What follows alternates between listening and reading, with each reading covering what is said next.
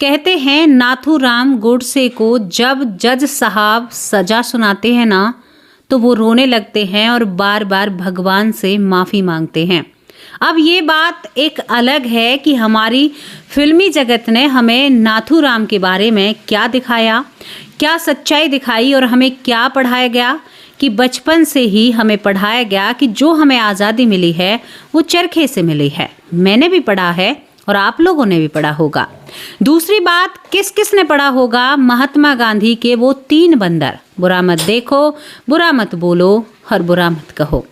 कौन कौन जानते हैं कि कहते हैं कि हमें आज़ादी चरखे से मिली है, लेकिन अब बात वहीं पर आती है कि क्यों एक जज साहब फैसला करते वक्त यहाँ पर नाथूराम के फैसले को करते वक्त रोने लगते हैं और भगवान से कहते हैं कि प्रभु मैं यहाँ पर न्याय करता हूँ, मुझे यहाँ पर न्याय करने को मिला है, लेकिन जब आपकी अदालत लगेगी ना तो मुझे खौलते हुए तेल में उबाला जाएगा। क्यों? क्योंकि आज मैं एक निर्दोष को इस दुनिया से दूर जाने की सज़ा दे रहा हूँ और ये बहुत गलत है, ये जानते हुए कि वो निर्दोष है, उसने कुछ गलत नहीं किया, लेकिन मैं ये नहीं कह सकता। अब आप कहेंगे कि ऐसे कोई न्यायाधीश नहीं कह सकता, लेकिन उनकी किताब में बाकायदा मिलता है। दोस्तों, उन जज का नाम क्या था? यहाँ पर जस्टिस GD घोषाल जी उनका नाम था, यानी जो वहाँ पर जज साहब थे उनका नाम ये होता है। और वो साफ कहते हैं कि अगर ये फैसला यहाँ पर बैठे हुए जितने और लोग थे अगर उनके हाथों में दिया जाए तो शायद नाथूराम को सभी बरी करना चाहते थे। अब यहाँ पर दूसरी बात आप लोगों के सामने रखना चाहती हूँ। हमारे फिल्मी जगत ने नाथू के बारे में हमें क्या सिखाया? यहाँ पर नाथूराम गोडसे के बारे में बताया गया कि भाई वो तो एक संकी किस्म का व्यक्ति था।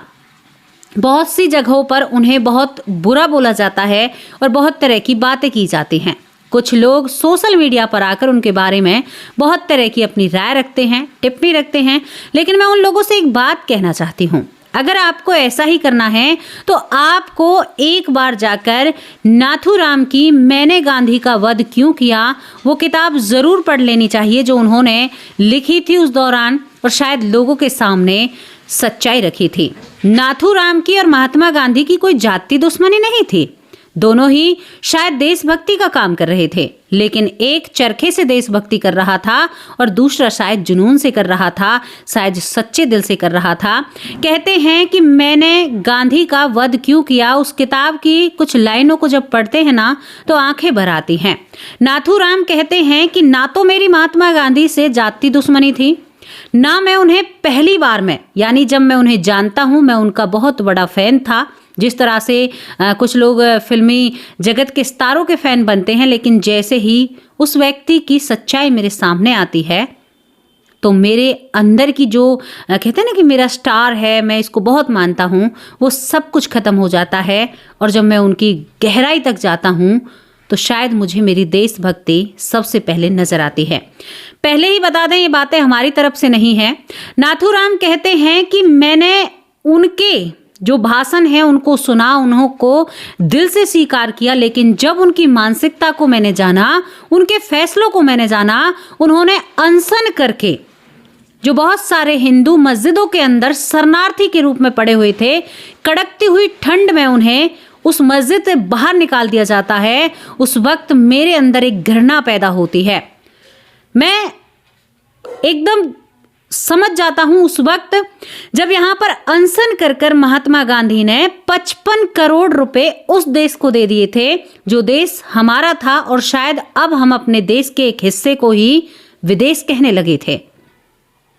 ये उन्होंने अनशन करके नेहरू सरकार से यहां पर पाकिस्तान को दिलवाया था। यहां पर नाथू कहते हैं, नाथू गोडसे कहते हैं कि मैं हिल गया था उस चीज को देखकर कि धर्म के प्रति एक देश का देश बना गया, देश का बंटवारा हुआ। और फिर क्यों यहाँ पर महात्मा गांधी क्यों उन मुस्लिम लोगों के सामने लेटकर कहता है कि तुम उस भारत को छोड़कर नहीं जा सकते, आखिरकार ऐसा क्यों किया गया? आपके मन में भी और सबके मन में ये सवाल जगते हैं कि ऐसा क्यों किया गया? क्यों भाई? जब धर्म के नाम पर एक देश का बंटवारा हो रहा है तो फिर ये सारी चीजें तो सही नहीं लगती हैं। जब हमने अपनी ज़मीन का एक बहुत बड़ा हिस्सा दे दिया तो फिर ऐसा क्यों?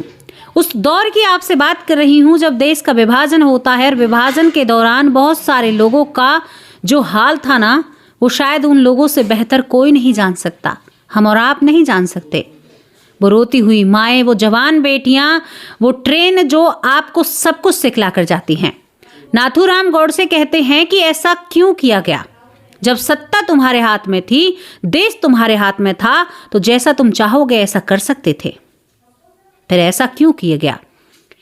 एक जो उसका सगा दोस्त है वो देश की राजनीति संभाल रहा है, दूसरा उसी दोस्त से सारी चीजों को मनवाने के लिए अनशन पर बैठा है। ये कहते हैं नाथूराम गोडसे। अब आप यहां पर एक वजह नहीं है उनकी ये सारी चीजों की। दोस्तों, यहाँ पर बहुत सारी चीजें होती हैं। अब यहाँ पर कहा जाता है, हमसे बचपन से ही हमने भी पढ़ा है और शायद आपने भी पढ़ा होगा कि हमें आजादी चरखे से मिली है, लेकिन आपका ये भ्रम मैं मिटा देती हूँ। यहाँ पर महात्मा गांधी के ऊपर पूरा भार आता है कि भाई आजादी हमें चरखे से ही मिली है।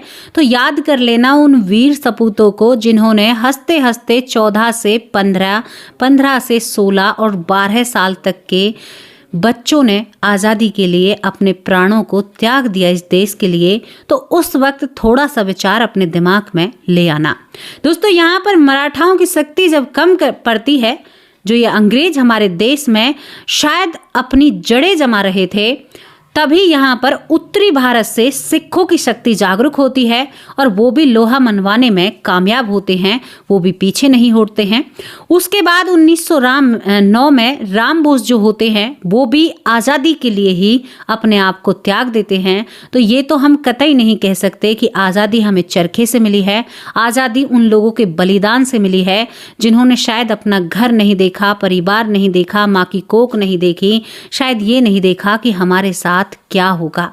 उससे भी पहले जब इस भारत देश में मुगल आए थे तो यहाँ पर बहुत सारे राजाओं ने, यहाँ पर सूरजमल, महाराणा प्रताप, बहुत सारे राजाओं ने अपना परचम लोगों के सामने, अपनी वीरता लोगों के सामने दिखाई थी और शायद एक बहुत बड़े हिस्से को सुरक्षित आप लोगों के लिए भी रखा था।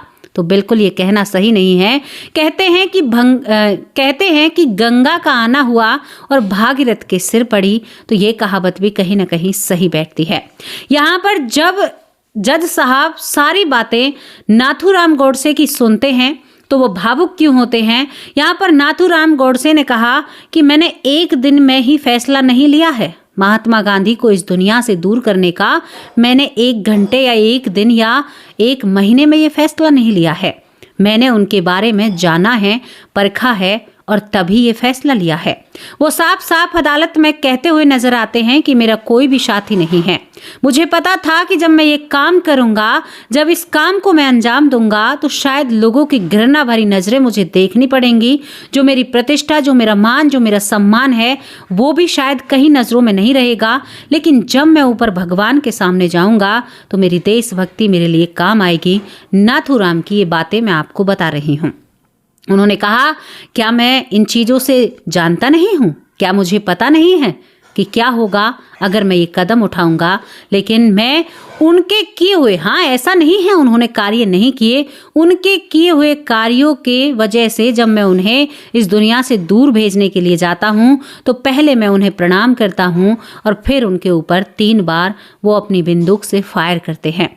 दोस्तों, यहाँ पर गोडसे साफ साफ कहते हैं कि मैं उन्हें अपना आइडल मानता था, मैं उनका सम्मान करता था, लेकिन जब उनकी ये बातें, अब मैंने आपसे एक बात का जिक्र किया वीडियो में शुरुआत में कि यहाँ पर जब इस देश का विभाजन हुआ, इस देश का जब बंटवारा हुआ, तो उस वक्त कुछ जो पाकिस्तान के हिस्से के जो हिंदू थे वो यहाँ पर आते हैं। तो दिल्ली में जो मस्जिदें थी उनमें वो शरण लेते हैं और वो शरणार्थी होते हैं। दोस्तों, यहाँ पर करीबन कड़ाके की सर्दी थी और बारिश का मौसम था, ठंड इतनी ज़्यादा थी। तब यहाँ पर बापू जो हमारे होते हैं वो अनशन पर बैठे हुए होते हैं।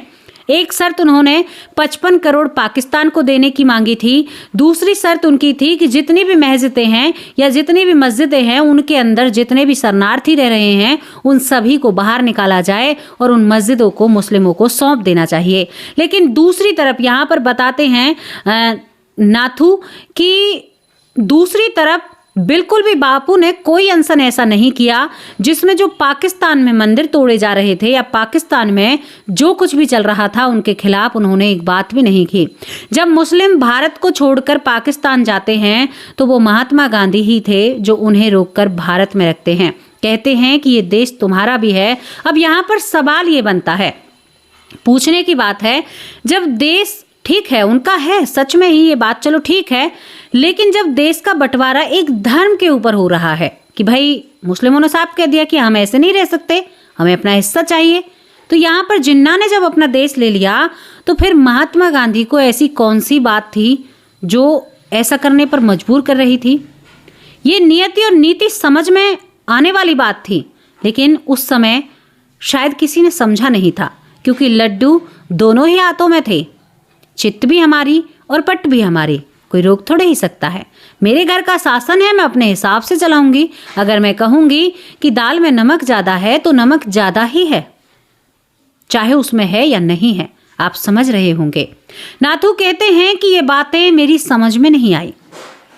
जब विभाजन की परिस्थिति बनी तो शायद उन लोगों की चीखें बापू के कानों तक नहीं पहुंची जिनकी बेटियों के साथ, देखो यहाँ मैं एक चीज की बात नहीं कर रही हूँ, क्योंकि उस समय इतना बुरा समय था, जो उस समय से गुजरे थे ना उन लोगों की, आप मैं क्या कहूँ आपसे, जो सब कुछ हुआ था सबको मालूम है।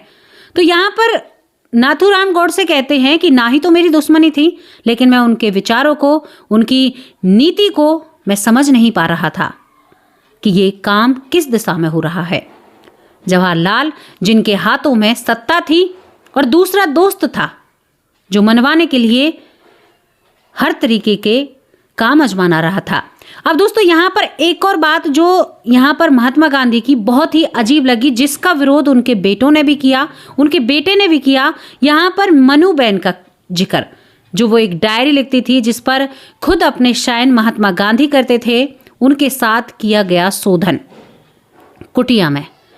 ये बात भी आपने कहीं ना कहीं जरूर सुनी होगी। क्यों एक जो संत की तरह, जो लोगों से कहते हैं कि हमें बिल्कुल भी लोगों को अपना गुस्सा नहीं दिखाना है, हमें ऐसी चीजें नहीं। महात्मा गांधी का एक रूल था कि भाई कोई एक गाल पर थप्पड़ मारे तो दूसरा गाल आगे कर दो। हिंसा और अहिंसा का जो खेल था उन्होंने बिल्कुल भली बूझ समझाया। फिर उन्हें यहाँ पर मनु बहन का क्यों इस तरह से प्रयोग किया, क्यों इस तरह की, और वो खुले मंच से एक बार तो इन सारी बातों का लोगों के सामने जिक्र करते हैं। उसके बाद कई लोग उनके खिलाफ खड़े हो जाते हैं। तो नाथूराम गोडसे कहते हैं ये सब क्यों? तब आप एक संत की छवि में रह रहे हो तो ये सब क्यों? मैं एक दिन में ये सब कुछ नहीं सोचा हूं, मैंने बहुत बार सोचा है। फिल्मी जगत जो हमें दिखाता है नाथू को एक घमंडी, गुस्सैल, सिरफरा व्यक्ति जो हमें दिखाया गया है, क्या वो सही है? मैं आपसे पूछना चाहती हूं दोस्तों। यहां पर अब मैं आपको बताती हूं कि चलो वो ठीक है, यहां पर नाथूराम गोडसे ने अपनी सारी बातें बताई और वो कहते हैं कि मुझे बिल्कुल भी पश्चाताप नहीं है। मैं बिल्कुल ये नहीं कह रहा कि मुझे दुख है या तकलीफ है या मैंने गलत किया है, क्योंकि नाथूराम गोडसे ने जब इस पूरी घटना को अंजाम दिया तो वो भागे नहीं, अपनी नजरें नहीं चुराई, वो वहीं पर डटकर खड़े रहे और उसने खुद ने पुलिस को बुलाया कि भाई मुझे हिरासत में लीजिए, मैंने ये काम कर दिया है। वो अदालत में भी चीख कर कहते हैं, एकदम कहते हैं अपने रौब में कि मुझे कोई पश्चाताप नहीं है और ना ही मैंने कोई गलत किया है। और वो यहाँ पर ये भी कहते हुए नजर आते हैं कि ये मेरी देशभक्ति थी, मुझे पता है इस देशभक्ति को कोई नहीं समझेगा। दोस्तों हालांकि ये शब्द हमारे नहीं हैं। इसके बाद भी यहाँ पर जो मनु बहन का केस, बातें मैंने आपके सामने रखी, सारी बातें तो मैं आपसे नहीं कह सकती, लेकिन आप लोगों को पता है। दूसरी तरफ अब आपको मैं बताती हूँ, कुछ चीजें गिनवाना चाहती हूँ कि कांग्रेस ने इन 65 सालों में हमें क्या दिया है, क्या हमारे लिए किया है। देखो मैं किसी पार्टी या मैं किसी भी चीज़ से जुड़ी नहीं हूँ, लेकिन मैं आपको बताना चाहती हूँ यहाँ पर 65 सालों में कश्मीर में 370 जो लागू किया गया इसी सरकार के बीच में। दूसरी, अल्पसंख्यकों के लिए बिल बनाया गया। तीसरी, यहाँ पर अल्पसंख्यकों के लिए विद्यालय की, यानी उनके लिए यहाँ पर वक्फ बोर्ड, यहाँ पर मुस्लिम पर्सनल लॉ बनाया गया। ये बता रही हूँ मैं आपको। यहाँ पर अल्पसंख्यकों के लिए हज यात्रा की यानी एक सब्सिडी चलाई गई। और दूसरी तरफ आपको बताऊं, हमें क्या दिया? आरक्षण का झुंझुना, जिसे हम बजा रहे हैं। हमें एक लॉलीपॉप दे दिया गया है, आरक्षण। तीसरा यहाँ पर दोस्तों मैं आपको बताऊं, अल्पसंख्यकों के लिए जो कुछ भी हुआ, हमारे जो मंदिरों का चढ़ावा है उसमें भी सरकार का अधिकार है। यह आप सोचने वाली बात है, ये हमें मिला है। मैंने तो ये थोड़ा सा ही आप लोगों को बताया है, बहुत सारी चीजें हैं और ऐसी ऐसी चीजें हैं जब सामने रखे तो बहुत सारी दिमाग में बातें आती हैं कि हम कहाँ हैं। और एक और बात आपको बताऊं, हर सरकार के लिए एक बात कहना चाहती हूँ, हमारे देश के मिडिल क्लास किसान मिडिल क्लास की कैटेगरी में आते हैं। मैं आपको बताऊं, ना तो वो इधर के हैं ना वो उधर के हैं, ना तो वो अमीर हैं और ना वो गरीब है। एक फसल को उगाने में ताउम्र लग जाती है। पूरे जीवन भर हमने किसानी का ही काम किया, हमने ये ही किया, लेकिन उस बंदे के घर पर मैं आपको क्या कहूँ कि उसके जो बातें हैं, किसान के लिए बहुत सारी चीज़ें हैं, योजनाएं हैं, बहुत सारी चीज़ें की हैं सरकार ने, कहने की बातें और हैं, लेकिन किसान तक क्या वो चीज़ें पहुंचती हैं? ये भी चीज़ें हैं। अब दोस्तों यहाँ पर आपके मंदिरों का जो भी हाल है, आपकी जो भी चीज़ें हैं वो आप जानते हैं। सब लोग इस दुनिया में रहते हैं। नाथूराम कहते हैं कि मुझे मेरी देशभक्ति प्यारी थी। दूसरी तरफ महात्मा गांधी जो इतनी बड़ी हस्ती, नाथूराम गोडसे कहते हैं कि मैं उन्हें बिल्कुल भी यहाँ पर राष्ट्रीय पिता का दर्जा नहीं दूंगा। ये मेरी एक व्यक्तिगत राय है। नाथूराम गोडसे सिरे से खारिज करते हैं। एक जज साहब जो कहते हैं कि मुझे पता है मेरे हाथों से फैसला गलत हुआ है, लेकिन मैं मजबूर हूँ। दूसरी तरफ आपको दी गई बहुत सारी चीज़ें, आपको आरक्षण मिला है, आपको बहुत सारी चीज़ें मिली हैं, तो उसमें आप खुश रहिए। लेकिन यहाँ पर उन चीज़ों के बारे में हमने बात कही है कि हमें केवल आज़ादी चरखे से ही नहीं मिली है। इस बात को अपने पल्ले में गांठ बांध कर रख लीजिए, आज़ादी चरखे से नहीं मिली है, बहुत लोगों का बलिदान है। सुभाष, यहाँ पर कुछ ऐसे लोग जिनके पता ही नहीं है वो कहाँ पर गए हैं। हमारे भगत सिंह, सुभाष चंद्र बोस, आज़ादी हमें वहाँ से मिली है। आज़ादी हमें ऐसे ही नहीं मिली है जिसे हम आज अपने आज़ाद भरे जीवन में जी रहे हैं, हमें ये ऐसे ही नहीं मिला है। इसे व्यर्थ मत कीजिए। बहुत लोगों का त्याग, बलिदान, परिवार छोड़ा, भगत सिंह की कहानी जब आप पढ़ोगे तो आंखें भर आती हैं। उन्होंने जो कुछ किया देश के लिए, वो कैसे भुला सकते हो आप लोग। तो दोस्तों यहाँ पर बहुत सारी चीज़ें हैं। अगर मैं आप लोगों के सामने रखूं, सुभाष चंद्र बोस जो क्रांतिकारी थे, जो शायद जिन्हें इन बातों की भनक लग चुकी थी, या शायद उन्हें उन बातों का सही नहीं लग रहा था, उनके बारे में कोई भी किसी के सामने स्पष्ट रूप से कोई भी बात नहीं है। कल तक एक जो शपथ लेने की तैयारी थी, उसके बाद एकदम से क्या होता है, इसका आज तक भी किसी के पास कोई जवाब नहीं है। बहुत सारी बातें हैं, उखेड़ें तो कितनी उखेड़ें। तो यहाँ पर इस घटना को बताने का क्या उद्देश्य था, मैं आप लोगों से एक सवाल करना चाहती हूँ। फिल्म जगत में जो हमें नाथूराम के बारे में दिखाया गया, आप उसे मानते हैं या आप उनकी किताब में मैंने गांधी का वध क्यों किया उसे मानते हैं? कहते हैं गांधी के बेटे ने अपने पिता के शव को खुला रखा था, कहा था कि एक ऐसा व्यक्ति जो हमेशा मौन रहता था, देश हित में जिसने काम किया, उसे देखो उसके साथ क्या बर्बरता हुई है। ये भी उस समय की बातें होती हैं। चारों तरफ सन्नाटा छा जाता है, सभी को पता है उस समय परिस्थितियां कैसी रही होंगी। तो दोस्तों ये घटना आपको कैसी लगी, इसके बारे में अपनी राय कमेंट बॉक्स में लिखकर जरूर भेजना। और अब आप लोगों से विदा लेती हूँ। कल हाजिर होंगे एक सच्ची और अच्छी स्टोरी के साथ। तब तक के लिए नमस्कार, जय हिंद, जय भारत।